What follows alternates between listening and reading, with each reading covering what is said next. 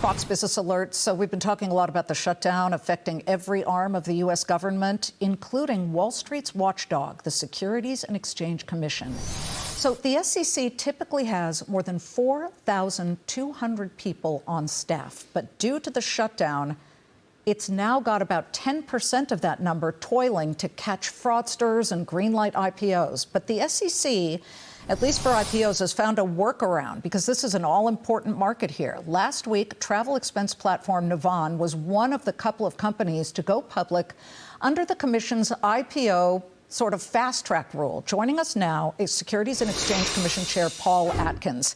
And we'll get to IPOs in just a minute, but first off, thank you so much for joining us. But from the perspective of keeping the capital markets clean and safe, how urgent would you say it is that the government reopen?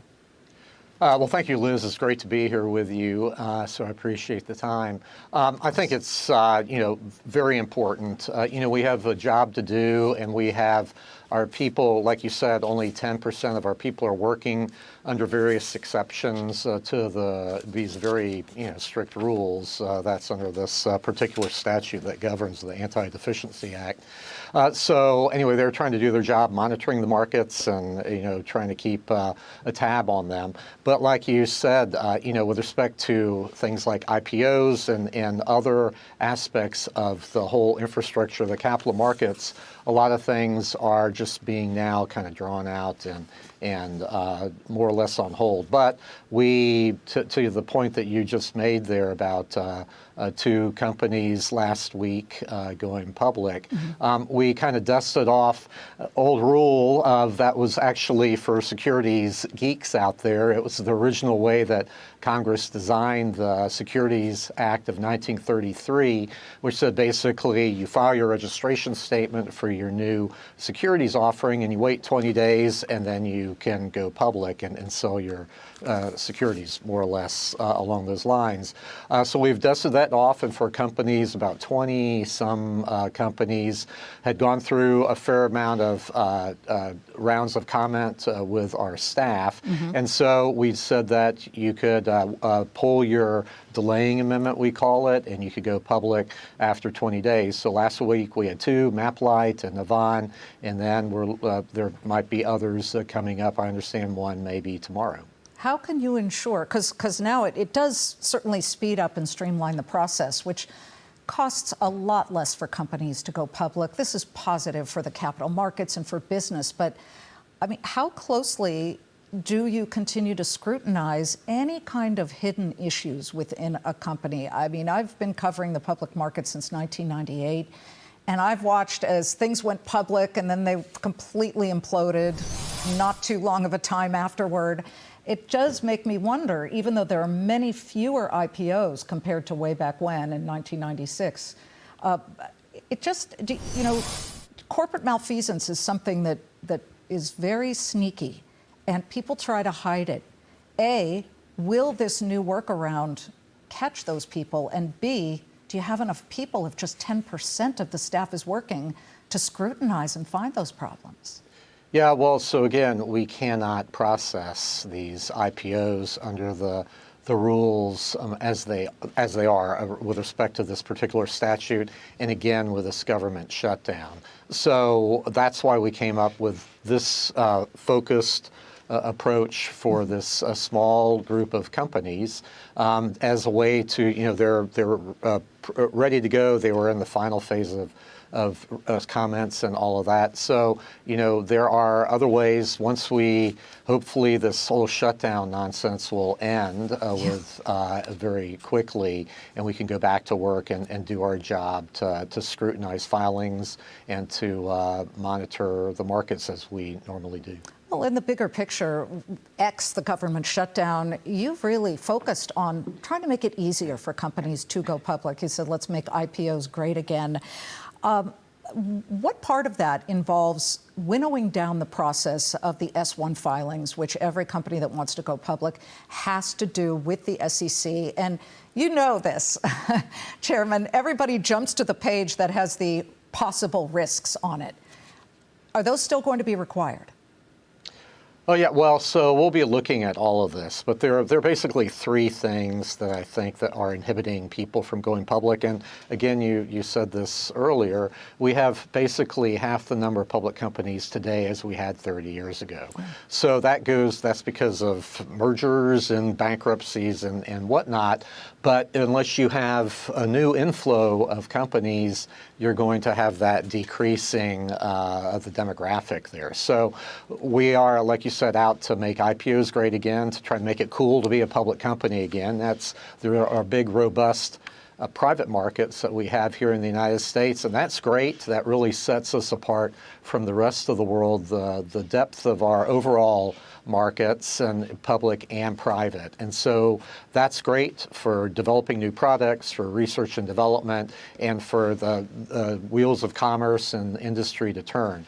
So, but what we need is to support the public side as well, because on the public side is really where valuations are set because of the robust amount of trading and deep liquidity of our markets. So there are three basic things that I think are inhibiting companies from going public. One is just the cost of the regulatory apparatus and you mentioned an S1, but all the other things that go along with being a public company as far as disclosure. And with respect to risk factors that everyone turns to, back when I was a commissioner back in the aughts, so this goes around 2004 or 5, yeah. we wanted to have the first thing in an annual report be what people turn to called risk factors and what keeps management up at night. And so we thought, this maybe would be, bullet points for a page and a half, 2 pages, something like that. Now, after about 25 years, it has grown to be the single largest piece of the annual report. And that's because with lawyers being, risk averse and companies, of course, listening to their lawyers, everything in the kitchen sink goes into the risk factors. So under, 2 chairmen ago, the SEC said, okay, if your risk factor section is longer than 15 pages, you have to have an executive summary. So now you have an executive summary of the risk factors, then you have the risk factors, and then those risk factors are in the whole annual report. So that's not good. So we have to focus on disclosure. We have to focus on litigation, and I've announced two ways that we'll do that within our power. We will accept companies going public that have bylaws in them that provide for either mandatory arbitration or fee shifting, loser pays provisions, or both, depending on if the state of incorporation provides for that and allows for that. And then finally, with respect to corporate governance, shareholder proposals, things like that, which has been weaponized very much over the past 20 years. We will set out to have some changes there and to try to prevent some of the weaponization. Well, one of the issues when it comes to regulation is something that President Trump has spoken about. Warren Buffett and Jamie Dimon have spoken about it. They say that quarterly earnings reports lead to short-termism and lead to just bigger problems when it comes to those things. And you and the president have said that you want to push for biannual earnings reports, so every 6 months. Actually, I did a little bit of research. That's just going back to the 1970s. Pre-1970, that's exactly what they used to do. What are the positives from something like that? If, as you see it, companies didn't have to report every single quarter? Well, so we'll go out for notice and comment on this and make a proposal and see how people react.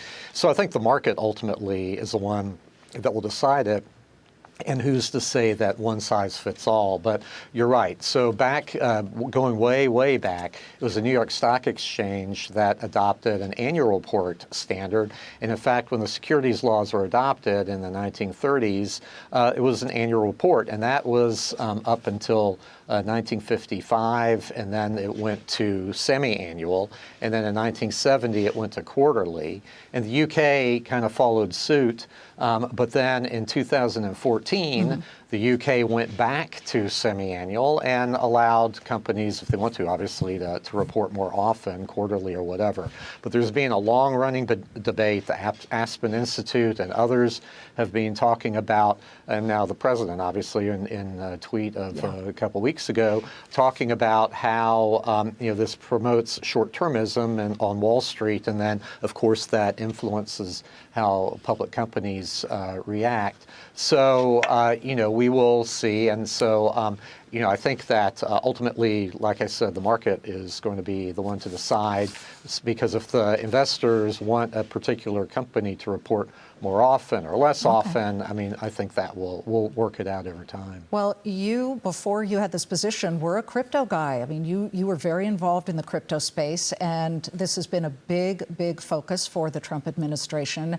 It's a lot freer to try and get crypto companies to go public, and it's been interesting to see the growth of cryptocurrency and the related companies. Larry Fink of BlackRock just met with the SEC, and he's really pushing for the tokenization of financial assets, and he believes it would mark the beginning of a brand new era for the financial markets. Tokenization, for those of you who don't know, is basically the process of creating digital units or tokens that are related to a specific company. And so when do you think that might happen? And would that also require public comment? We'll have to change our rules, and so we'll have to go through with particular aspects of that notice and comment, yes. But, I think in the United States, we're several years behind the curve here, and we have to play catch up because, unfortunately, in the past, we had regulation through enforcement that basically forced crypto companies offshore. And so what we want to embrace innovation. I think that, putting large aspects of our financial markets on chain, I think has prospects of dramatically lowering costs and also lowering risk, because if you can have delivery versus payment on chain, that will cut down. Right now we're at the trade date +1 for T+1 for settlement, clearance and settlement of securities. If we go to potentially, close to, depending on the product, instantaneous settlement with maybe a speed bump to try to, prevent mistakes or whatever. But that will do a huge amount towards de-risking our financial system as well and making it more efficient. But you have to prevent fraud. You have to know, is this token that claims that it represents a security actually the same, actually doing that? Is somebody there that has custody and that sort of, effect with the security, or is the security itself on-chain and then represented by a token? And so, I mean, all of those things will have to be worked out, and it'll depend on the company and the technology. Okay. So we want to be, I think, focused on encouraging these innovations and getting them adopted here in the United States, and that'll make us, as the president would like, to have us the crypto capital of the world. And to keep things safe for all investors. That is exactly the focus. Paul Atkins of the SEC, thank you so much.